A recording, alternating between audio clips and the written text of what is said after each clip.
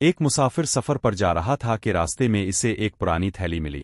اس نے دلچسپی سے تھیلی اٹھائی اور اندر دیکھا تو وہ سونے کی اشرفیوں سے بھری ہوئی تھی۔ مسافر کی آنکھیں خوشی سے چمک اٹھیں۔ اس نے فوراً تھیلی سنبھالی اور گھر کی طرف چل پڑا تاکہ یہ خزانہ محفوظ کر سکے۔ ابھی وہ تھوڑا ہی آگے گیا تھا کہ پیچھے سے ایک ڈرونی آواز آئی۔ اس نے مڑ کر دیکھا تو ایک چیتا تیزی سے اس کی طرف دوڑتا چلا آ رہا تھا۔ مسافر کے ہوش اڑ گئے۔ اس نے اپنی جان بچانے کے لیے دوڑ لگا دی اور چیتا بھی اس کے پیچھے دوڑنے لگا۔ جب مسافر تھک گیا تو اس نے ایک چھلانگ لگائی اور چیتے کی دم پکڑ لی تاکہ وہ اسے کاٹ نہ سکے۔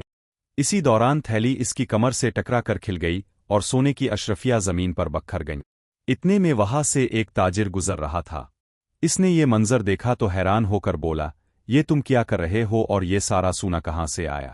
مسافر کے ذہن میں ایک چال آئی۔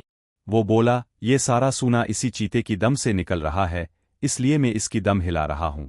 یہ سن کر تاجر کے دل میں لالچ جاگ اٹھا۔ وہ بولا، تم نے تو بہت سارا سونا نکال لیا ہے، اب اس کی دم مجھے دے دو۔ مسافر نے موقع دیکھا اور فوراً چیتے کی دم تاجر کے ہاتھ میں دے دی اور زمین پر بکھری اشرفیاں سمیٹ کر وہاں سے بھاگ گیا۔ تاجر خوشی خوشی چیتے کی دم ہلانے لگا، مگر دم سے کچھ بھی نہ نکلا۔